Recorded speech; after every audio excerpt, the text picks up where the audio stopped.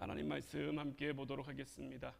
느헤미야 9장 1절부터 5절까지 말씀입니다. 느헤미야 9장 1절부터 5절까지 말씀, 우리 다 같이 한 목소리로 말씀 함께 보도록 하겠습니다.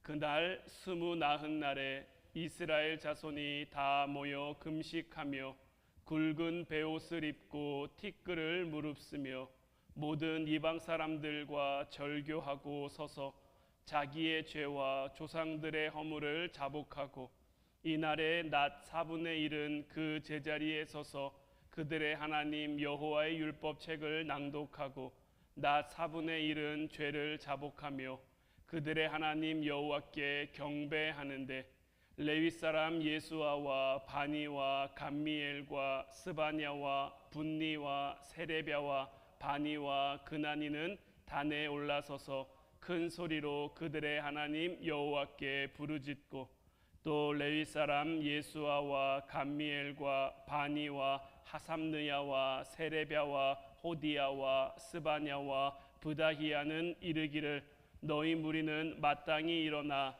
영원부터 영원까지 계신 너희 하나님 여호와를 송축할지어다.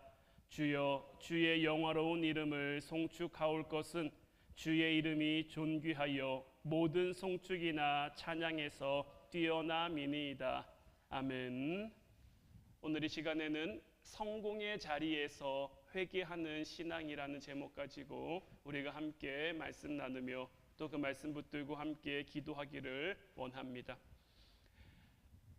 이 이스라엘은, 특별히 남유다는 바벨론의 느부갓네살 왕에 의해서 멸망을 당했죠. 그리고 이 예루살렘 성벽은 140년 동안이나 무너져 있었습니다. 그리고 그 성벽을 느헤미야와 예루살렘 성 사람들이 52일 만에 중수를 했고, 예루살렘 성벽 중수를 마친 이스라엘 백성들은 말씀의 성회를 열고 초막절을 지켰어요. 초막절을 지키는 장면을 우리가 지난주 기도회 시간에 함께 나눴고, 오늘 말씀은 이제 초막절 절기가 지난 다음의 상황인데, 오늘 본문 1절 말씀을 보면 그달 29날에 이스라엘 자손이 다 모여 금식하며 굵은 베옷을 입고 티끌을 무릅썼다라고 되어 있는데, 자, 초막절 절기를 지킨 다음에 이들은 무엇을 하고 있습니까? 굉장히 좀 이해하기 어려운 장면이 펼쳐집니다. 초막절을 지키면서 하나님의 말씀을 통해 그들이 전심으로 기뻐했단 말이에요. 하나님을 기뻐하는 것, 말씀을 통해 기쁜 삶을 살아가는 것이 무엇인지 알고 배웠단 말이에요. 그런데 그 다음 이어지는 이들의 모습을 보면요, 다 모여서 금식하고 굵은 베옷을 입고 티끌을 무릅쓰며 회개하고 있는 모습인 거예요. 우리가 느헤미야 1장부터 9장까지 지금 봐오면서 이스라엘 백성들이 금식했다, 회개했다라고 나온 장면이 단 한 군데라도 있었습니까? 성벽 공사를 하면서요, 숱한 방해를 받았고 굉장히 많은 음모와 여러 가지 위험과 어려움이 있었지만 그들은 그런 것들을 겪으면서 단 한 차례도 금식하거나 회개하지 않았단 말이에요. 그런데 예루살렘 성벽이 완성됐습니다. 이제 예루살렘 성이 좀 살만한 모습으로 바뀌어 가고 있어요. 그런데 그런 순간, 그런 지금 상황 속에서 이들이 보여주는 모습은 조금 의아하단 말이에요. 우리가 흔히 회개라는 것을 생각했을 때, 내가 하나님 앞에 뭔가 나와서 이렇게 금식하며 굵은 베옷을 입고 티끌을 무릅쓰는 이런 모습을 보인다면, 내가 무언가에 실패했다든지, 입시에 실패했다든지, 사업에 실패했다든지, 아니면 일이 잘 풀리지 않는다든지, 그럴 때 오히려 하나님 앞에 나와 해야 할 것 같은데, 우리가 분명히 기억해야 될 것은 뭐냐면요, 회개라는 건요, 오히려 그럴 때 하는 게 아닙니다. 오히려 반대여야 하는 걸. 오히려 내가 하는 일이 잘 될 때, 하나님이 나를 뭐 입시에 성공하게 하셔서 좋은 대학 가게 하고 좋은 직장에 가게 하고 내가 하는 사업이 잘 되고 모든 일이 성공적으로 이루어질 때 우리는 오히려 회개할 수 있어야 하는 거예요. 왜 그러냐면요. 자, 여러분들에게 늘 말씀드리지만 회개는 무엇입니까?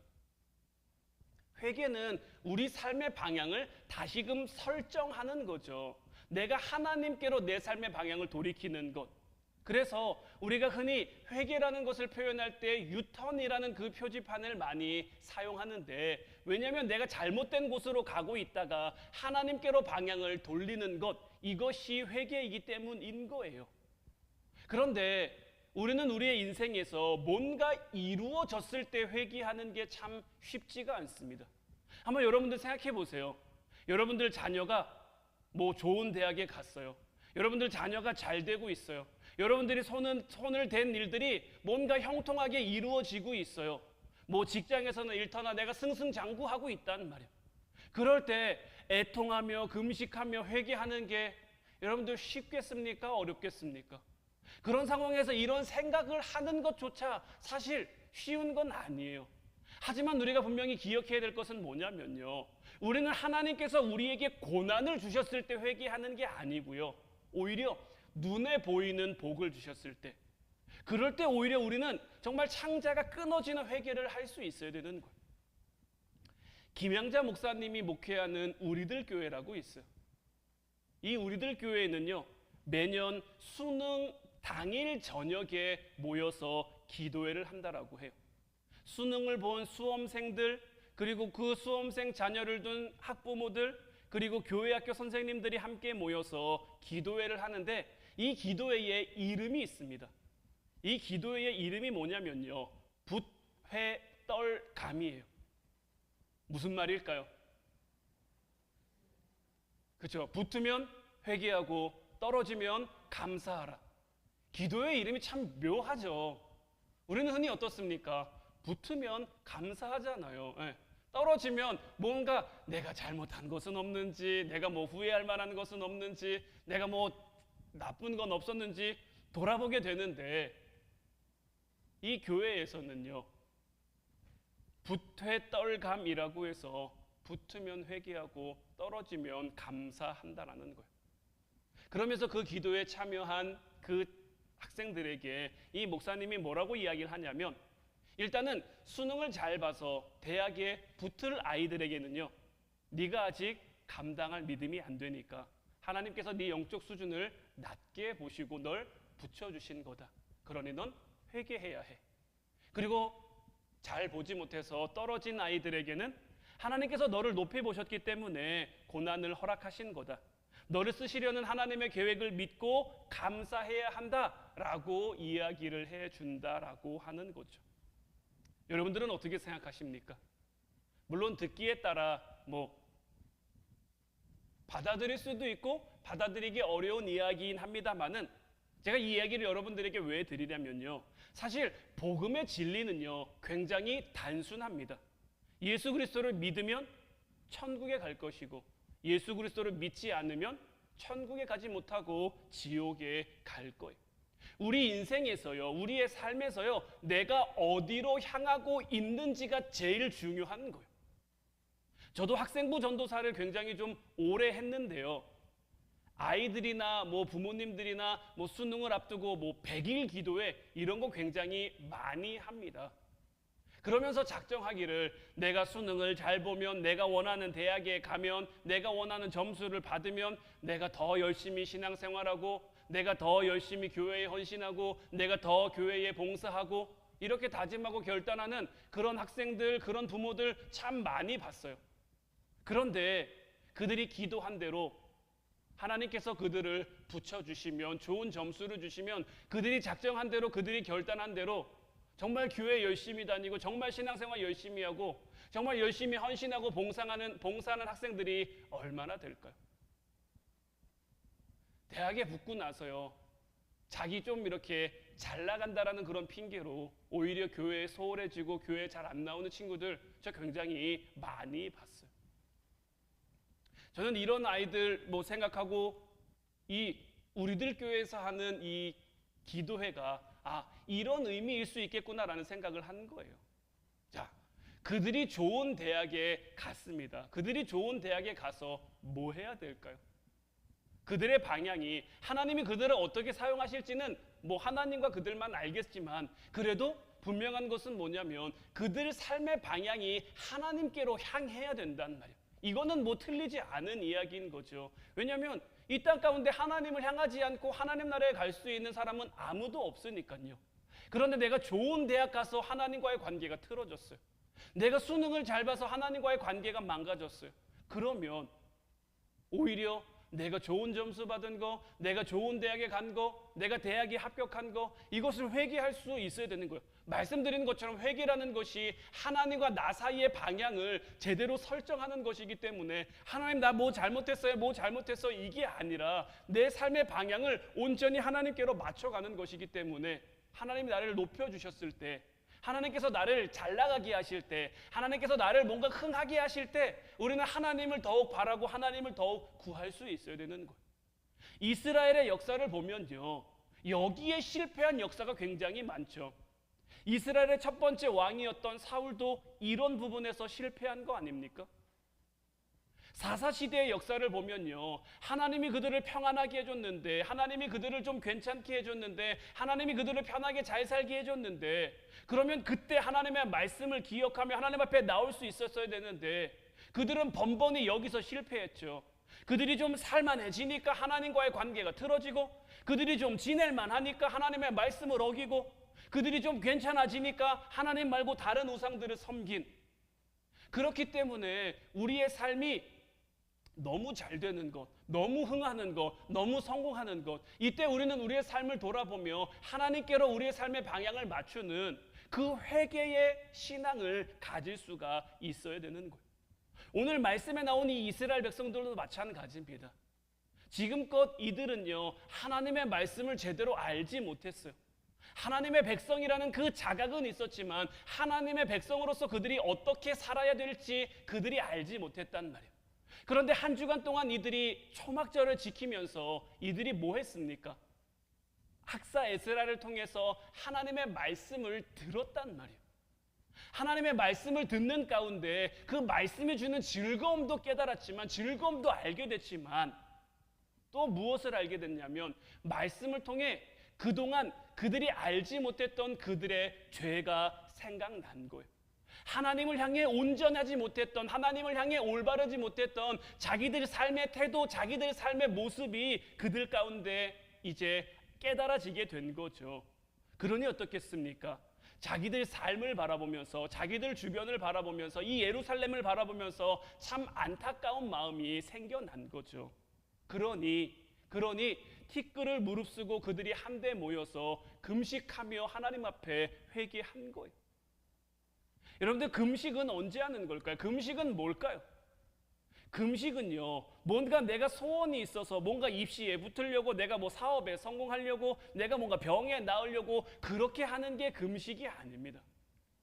이사야 58장 6절 7절 말씀을 보면, 내가 기뻐하는 금식은 흉악의 결박을 풀어주며 멍에의 줄을 끌어주며 압제당하는 자를 자유하게 하며 모든 멍에를 꺾는 것이 아니겠느냐. 또 줄인 자에게 내 양식을 나누어 주며 유리하는 빈민을 집에 들이며 헐벗은 자를 보면 입히며 또 내 골육을 피하여 스스로 숨지 아니하는 것이 아니겠느냐라고 하나님께서 이사야를 통해 말씀하셨단 말이에요. 금식이라고 하는 건요, 이 이사야의 말씀처럼 흉악의 결박을 풀어주는 것, 멍에의 줄을 끌어주는 것, 압제당하는 자를 자유하게 하고 모든 멍에를 꺾기 위해 하는 것. 자, 우리가 어떤 흉악의 결박에 매여 있었습니까? 우리가 어떤 멍에의 줄에 묶여 있었습니까? 우리가 무엇에 압제당하고 있었으며 우리가 어떤 멍에를 쥐고 있었습니까? 죄의 결박, 죄의 멍에, 죄로부터 압제당하고 죄의 멍에 가운데 우리가 있었단 말이에요. 그러니 금식은 언제 왜 하는 겁니까? 이런 죄에서부터 벗어나기 위해 하는 거예요. 그리고 이 죄에부터 벗어나 그 다음부터 나온 거 뭐 줄인 자에게 양식을 나눠주며 유리하는 빈민을 내 집에 들이고 헐벗은 자를 입히며 내 골육 친척을 피하지 않고 섬기기 위해 하는 것이다 라고 돼 있는데, 이런 것들은 이제 내가 내 죄를 깨닫고 나면 단순히 뭐 나눠줘라, 섬겨라, 도와라 이런 것이 아니고요, 하나님이 주신 그 마음으로 우리의 삶을 살아라 하고 이야기하는 거예요. 물론 우리가 우리의 삶 가운데 우리의 삶을 위해 기도해야죠. 뭐 입시를 앞두고 입시를 위해 기도해야죠. 사업을 위해 기도해야죠. 하고 있는 일들을 위해 기도해야죠. 이런 기도해야 되지만 근본적으로 나 잘 먹고 잘 살게 해주세요라는 그 기도가 우리의 가장 1번의 기도가 되어서는 안 된다라는 거예요. 왜냐면요, 우리의 영과 육은 이원론이 아니라 일원론이기 때문인 거예요. 영과 육은 하나로 묶여 있습니다. 요한 3서 1장 2절 말씀 보면 사랑하는 자여 내 영혼이 잘됨 같이 내가 범사에 잘되고 강건하기를 내가 간구하노라 라고 사도 요한이 이제 사랑하는 장로 가이오에게 편지하면서 이런 말을 했는데, 우리의 영혼이 잘돼야 범사가 잘 될 수 있는 겁니다. 그럼 우리의 영혼이 잘 된다는 건 뭘까요? 우리의 영이 살아야 육도 살 수 있는 거예요. 이걸 반대로 얘기하면 뭐냐면요, 우리의 육이 무너져야 영이 살 수 있는 거예요. 우리의 육신은요, 이 죄된 세상에 속해 있기 때문에 자꾸만 욕심을 향해 나아갑니다. 죄의 본성이 우리에게 있단 말이에요. 아담과 하와가 선악과를 먹은 이후로 우리에게는 이 원죄, 해결되지 않는 원죄의 문제가 있어요. 그리고 이 원죄의 문제는요, 늘 욕심과 결부되어집니다. 이런 것을 깨트리고 이런 것을 무너뜨리려면 우리의 영이 살아야 되는 거예요. 우리의 영이 세워져야 되는 거예요. 그래서 우리의 영혼이 잘 돼야 우리의 범사가 잘 될 수 있는 거예요. 우리의 육신이 잘 된다고 우리의 영혼이 잘 되는 게 아니라요, 우리의 영혼이 잘 돼야 우리의 범사도 잘 될 수 있는 것이고, 우리의 영혼이 잘 돼야 우리가 하고 있는 사업이 잘 되는 것에도 의미가 있고, 우리 자녀들이 잘 되는 것에도 의미가 있고, 우리의 삶이 승승장구하는 데도 의미가 있는 거예요. 이제 오늘 본문 2절 말씀을 보면 모든 이방 사람들과 절교하고 서서 자기의 죄와 조상들의 허물을 자복했다라고 되어 있는데, 자, 이스라엘 백성들이 이렇게 그들의 어떤 영혼의 허물을 깨닫고 나고, 그들이 지금까지 깨닫지 못했던 그의 죄의 문제를 깨닫지 못했다가 그 죄의 문제를 깨닫고 그 죄를 하나님 앞에 금식하며 자복하며 뭐 베옷을 입고 티끌 가운데 회개하고 보니까 그 다음으로 나타나는 모습이 어떤 겁니까? 이제 내 삶에서 구별해야 될 것들, 끊어야 될 것들, 이런 것들이 보이기 시작하는 거예요. 우리는 이 말씀을 너무 문자적으로만 해석해서 배타적으로 보면 안 되는 거예요. 모든 이방 사람들과 절교했다, 뭐 자기들의 죄사 조상들의 허물을 뭐 자복했다, 모든 인간, 그러면 우리가 뭐 이 땅 가운데 모든 인간관계를 끊어야 되냐, 뭐 이런 식으로 너무 문자적으로만 이 말씀을 보고 배타적으로 보지 말아야 할 것은 뭐냐면요, 마태복음 12장 39절 말씀 보면 예수께서 대답하여 이르시되 악하고 음란한 세대가 표적을 구하나 선지자 요나의 표적밖에는 보일 표적이 없다라고 말씀하셨는데, 자, 예수님께서는 이 세상의 특징을 두 가지 말씀하셨어요. 첫 번째는 악한 거고요, 두 번째는 음란한 겁니다. 이 세상의 가치관은요, 아무리 그럴듯해 보여도요, 악하거나 음란하거나 이 둘 중 하나일 수밖에 없어요. 왜냐하면 이 세상이 가지고 있는 그 속성이 그런 거예요. 아무리 선하고 아무리 의로워 보이는 사람이라고 할지라도요, 예수님을 믿지 않으면요, 결국 이 사람은 악하거나 음란하거나 이 둘 중 하나로 향해 나아갈 수밖에 없는 거예요. 이런 의미에서 보면요, 자, 믿지 않는 배우자, 믿지 않는 가족, 믿지 않는 형제, 믿지 않는 이웃, 이런 사람들이요, 악하거나 음란하거나 이건 어떻게 보면 굉장히 당연한 겁니다. 왜냐하면 그들은 그런 세상, 그런 가치관 속에 살아가고 있으니까요. 내가 뭐 결혼할 때 뭐 그것을 알았든 몰랐든 내가 선택한 삶의 결론이기 때문에 내가 선택한 것으로 인해서 내게 주어지는 그 십자가는 내가 감당해야 하는 거예요. 그리고 분명히 보면요, 내 삶이 슬프고 내 삶이 괴롭고 내 삶이 힘든 건요, 내 가족들 때문이 아닙니다. 결국은 내 마음 때문인 겁니다. 어떤 의미에서 내가 인정받으려고, 내가 편하게 살려고, 내가 손해 안 보려고 이런 세상적 가치관이 우리 안에도 있기 때문에 힘든 거예요. 자, 예수님이 이 땅에 오셔서 힘드셨을까요? 안 힘드셨을까요? 육체적으로 봤을 때는 힘드셨죠. 영혼으로 봤을 때는 힘드셨을까요? 안 힘드셨을까요? 안 힘드셨어요. 왜냐면요, 하나님의 뜻, 하나님의 영광을 이루었으니까요. 내가 얼마나 하나님의 사랑받는 존재인지 예수님은 알고 계셨으니까요. 예수님의 제자들, 성령을 받고 난 예수님의 제자들, 이 땅을 살아가는 동안 힘들었을까요? 안 힘들었을까요? 힘들었겠죠. 얼마나 많이 핍박을 받았습니까? 얼마나 많이 박해를 받았습니까? 요한 말고는 다 순교했잖아요. 그러나 늘 여러분들에게 말씀드리죠. 사도 바울에게, 그런 제자들에게 다시 삶을 선택할 수 있는 길이 주어진다면 그들이 어떤 길을 선택할 것인가? 그들은 주저없이 주님을 믿고 따르는 그 길을 선택했을 거예요. 왜냐하면요, 이 길이 하나님의 영광을 위한 길이고, 이 길이 나를 보내신 하나님을 향한 길이고, 이 길이 하나님께로 나아가는 길이라는 것을 알고 있으니까요. 그것을 알기에 그의 삶은 더없이 복되고 더없이 행복할 수밖에 없는 거죠. 겉으로는요, 내가 참는 것 같아도, 겉으로는 내가 순종하는 것 같아도, 내가 내 마음을 달래기 위한, 내 욕심을 채우기 위한 그런 인내, 그런 순종은요, 의미가 없는 거예요. 내가 주일마다 교회 와서 예배 드리니까, 내가 이렇게 기도회에 나와서 기도하니까 내가 어떤 이런 세상적 가치관과 절교했다라고 말할 수 있는가? 그건 아니다라는 거죠. 내가 그렇다고 해서 여러분들이 예배에 나왔을 때 내가 예배를 대충 드렸다, 기도회 하러 나와서 기도를 대충 했다, 이런 말씀을 드리는 게 아닙니다. 전심으로 나와서 예배했어요. 전심으로 기도했어요. 하나님을 찾고 구했어요. 그런데 그러면 내 삶에 맺혀지는 열매가 있어야죠. 하나님이 나란 밭에 말씀의 씨앗을 심어주셨는데, 그리고 자랄 수 있도록 물도 주시고 햇빛도 주시고 좋은 환경도 만들어 주시는데 내 삶에 열매가 있어요. 그럼 누구 때문일까요? 하나님 때문일까요? 하나님이 잘 키우지 못해서, 하나님이 잘 다스리지 못해서? 아니죠.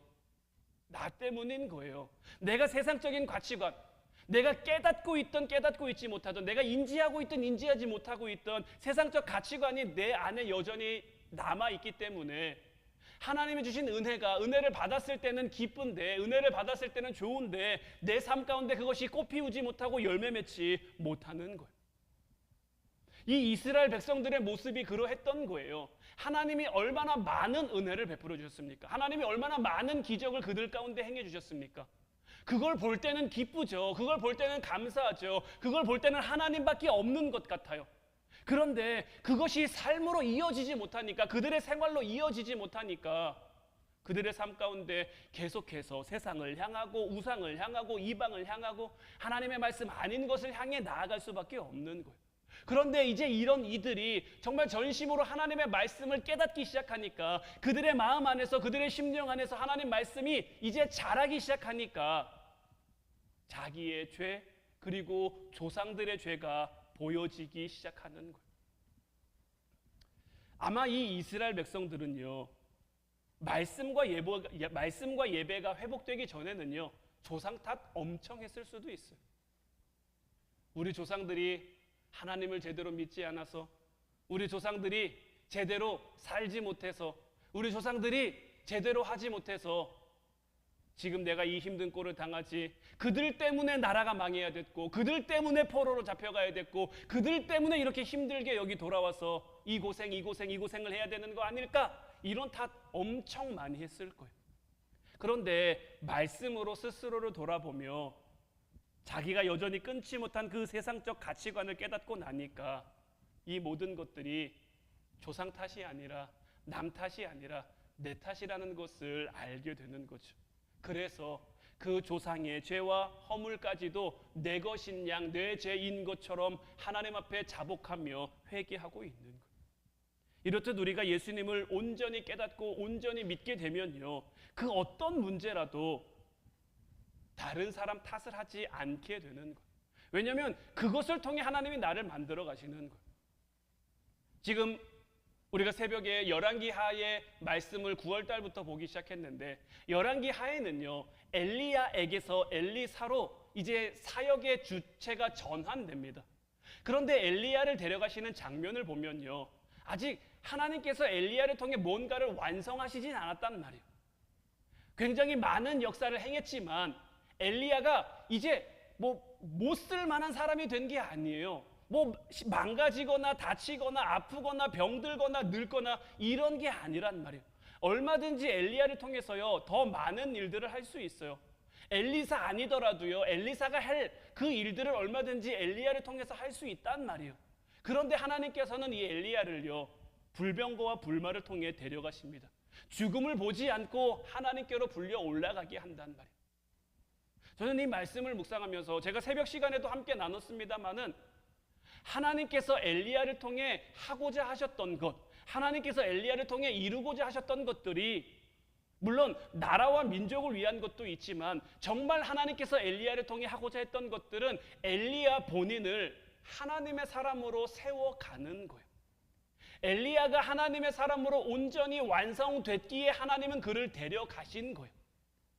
그가 대단한 사람이라서 갈멜산에서 멋지게 승리할 수 있었던 것도 아니고요. 그가 뭔가 능력이 많은 사람이라서 3년 6개월 동안 이 땅에 비가 오지 않을 겁니다라고 선포할 수 있었던 것도 아니란 말이에요. 그는 겁 많고 무서움 많은 사람이었어요. 그래서 하나님의 말씀을 전한 다음에 늘 그는 도망다니는 삶을 살았단 말이에요. 그런 그를 하나님이 만들어 가신 거예요. 그런 그를 하나님이 키워 가신 거예요. 그런 그를 하나님이 성장시켜서 이제 온전한 하나님의 사람이 됐으니 이제 그를 통해 이루고자 하시는 하나님의 뜻을 이루었기에 하나님께서 그를 데려가신 거예요. 먼저 하나님 앞에 죽음을 보지 않고 올라간 사람이 한 명 더 있죠. 에녹, 창세기에 나오는 에녹인데 이 에녹의 삶도 보면 어떻습니까? 300년간 하나님과 동행했단 말이에요. 300년간 하나님과 동행하면서 이 에녹이 한 건 뭘까요? 하나님 보시기에 온전한 모습으로, 하나님 보시기에 합당한 모습으로, 하나님이 원하는 모습으로 점점 그렇게 완성되어져 간 게 아닐까요? 그리고 그가 완성된 그날 하나님께서 그를 통해 이루고자 하는 것들을 이루셨기 때문에 하나님은 그를 데려가신 것이고, 이러한 의미로 우리의 삶을 바라본다면요, 때로는 우리의 삶이 힘든 것, 때로는 우리의 삶이 어려운 것, 다른 사람 때문이라고 말할 수 있고 문제 때문이고 상황 때문이고 환경 때문이라고 말할 수 있는 그 모든 것들을 통해서 하나님은 누구를 만들어가고 계신 걸까요? 나를 만들어가고 계신 거예요. 여러분들 한 사람 한 사람이 하나님 앞에 온전한 사람으로 설 수 있도록, 여러분들 한 사람 한 사람이 하나님 앞에 정말 합당한 모습으로 서 갈 수 있도록, 때로는 좋은 환경을 통해서도, 때로는 좋지 않은 환경을 통해서도, 때로는 힘든 상황, 어려운 상황을 통해서도 하나님께서는 우리를 만들어가고 계신 거예요. 그리고 이것을 말씀을 통해 깨닫게 되면 그것 때문에 내가 더 하나님께 가까이 갈 수 있었지, 그것 때문에 내가 더 하나님 앞에 기도할 수 있었지, 그것 때문에 내가 더 하나님 앞에 설 수 있었지 하며, 그러다 보니까 그것이 오히려 감사하며 대신 그 죄와 그 허물까지 내가 자복하게 되는 거예요. 이어서 3절 말씀 보면 이날에 낮 4분의 1은 그 제자리에 서서 그들의 하나님 여호와의 율법책을 낭독하고 낮 4분의 1은 죄를 자복하며 그들의 하나님 여호와께 경배했다라고 되어 있는데, 자, 이스라엘 백성은요 각자의 자리에 서서 하나님의 말씀을 낭독하고 죄를 자복했어요. 그러니까 이것은 뭐냐면요, 죄를 자복하고 죄를 회개하는 사람은요 우리의 일상생활도 건강해질 수밖에 없는 거예요. 평범한 삶을 가장 잘 사는 것이 가장 비범한 살 수 있는 그 방법이자 비결인 거예요. 무언가 하나님의 특별한 은혜, 무언가 하나님의 특별한 축복, 이런 것을 구하고 이런 것을 받는 것도 우리에게 좋고 우리에게 중요하겠지만, 그냥 우리에게 허락된 하루하루의 삶을 그냥 평범하게 살아갈 수 있는 것, 우리는 늘 잊지 말아야 될 것이 우리에게 주어진 하루하루는요, 지금 우리가 이렇게 함께 앉아서 하나님의 말씀을 나누며 또 기도할 수 있는 게 우리가 마땅히 누릴 만한 우리의 것이 아니다라는 것. 하나님께서 우리에게 은혜로 허락하신 시간이고 은혜로 허락하신 자리인 거예요.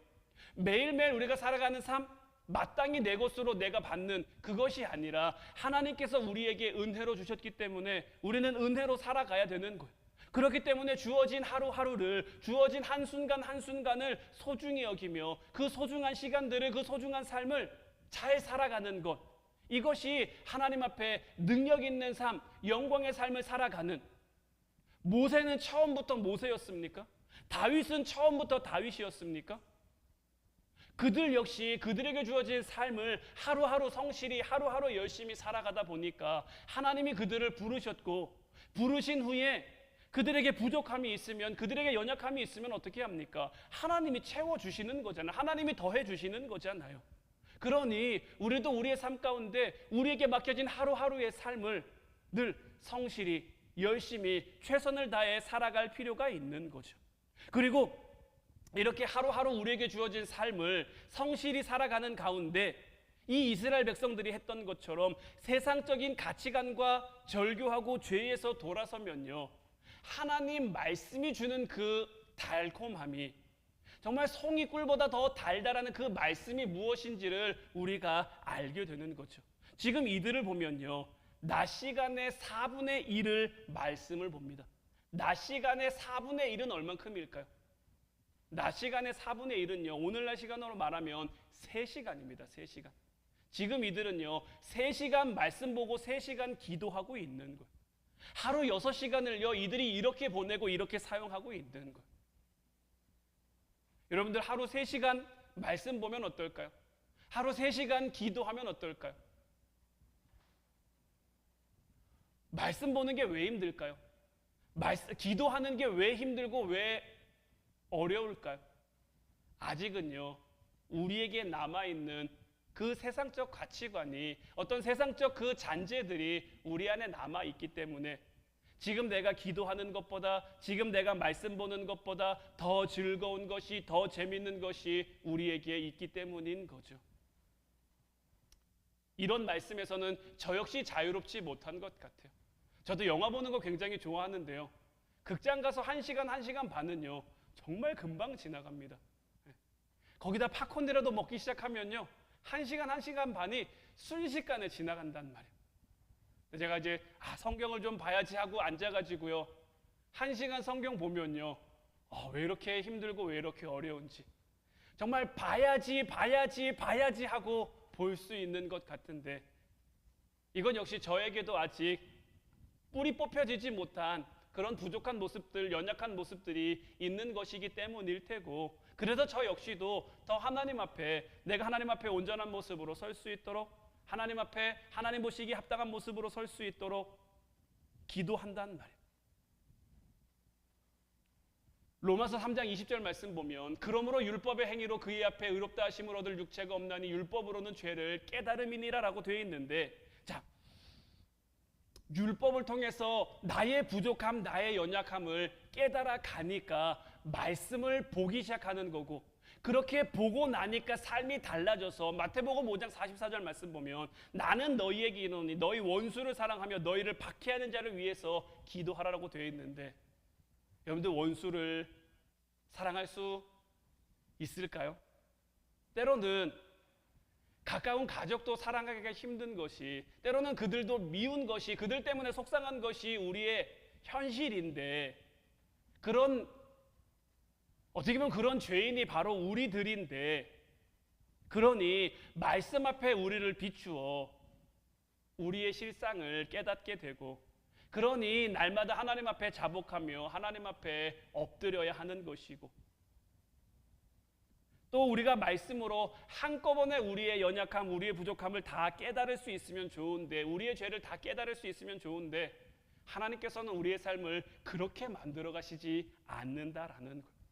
내가 오늘 말씀 가운데 내 죄를 깨달았어요. 그래서 하나님 앞에 나와 자복하며 회개했어요. 다음날 말씀을 보면요, 또 새롭게 회개할 것, 또 새롭게 돌이킬 것, 또 새롭게 하나님 앞에 엎드릴 것을 생각나게 하신단 말이에요. 그래서 하나님 나라 가는 그날까지 날마다 말씀 가운데 서서 그 말씀 가운데 엎드려 우리의 죄를 자복하는 것이 하나님이 바라시고 하나님이 원하시는 그리스도의 삶인 것이고, 이것이 하나님을 경외하는 삶인 거예요. 내가 정말 하나님 말씀을 깨닫게 되면, 그 하나님 말씀 가운데 나아가게 되면 우리의 삶이 자연스럽게 이렇게 가는 거예요. 그러니 이제 여러분들은 여러분들의 삶을 돌이켜보면서 말씀 읽는 게 재미없는데, 기도하는 게 재미없는데, 이런 마음이 들 때마다 정말 때로는 억지로라도, 때로는 하나님의 말씀을 붙들어야 되는 거예요. 그 하나님의 말씀을 붙들고 기도해야 되는 거예요. 하나님, 내가 하나님 말씀 앞에 서고 싶은데 여전히 힘들어하는, 여전히 어려워하는 나를 하나님 긍휼히 여기셔서 정말 말씀 가운데 나를 비추어 하나님 앞에 자복하는, 하나님 앞에 회개하는, 정말 내 삶의 방향을 온전히 하나님께 돌리는 그러한 삶이 되게 하옵소서. 지금 이 이스라엘 백성들처럼 말씀을 깨달아가면 깨달아갈수록 그들의 죄를 자복하며 하나님 앞에 온전한 모습으로 서기 위해 애쓰고 있는데, 이제 우리의 삶도 그러한 삶 되게 하옵소서. 우리가 이렇게 하나님 앞에 부르짖으며 하나님 앞에 나아가면 하나님께서 우리를 통해 하나님의 뜻이 이루어질 수 있도록, 하나님의 뜻이 세워질 수 있도록 우리를 붙들어 주시고 함께해 주실 줄로 믿습니다. 이제 우리 같이 찬양하고 기도하기를 원하는데, 오늘 이 시간에는 찬송가 412장을 함께 찬양했으면 좋겠어요. 하나님께서 주시는 그 평화, 하나님께서 주시는 그 사랑의 물결이 우리의 삶을 덮을 수 있도록. 우리의 삶은 혼란할 수도 있습니다. 우리의 삶은 문제가 있을 수도 있습니다.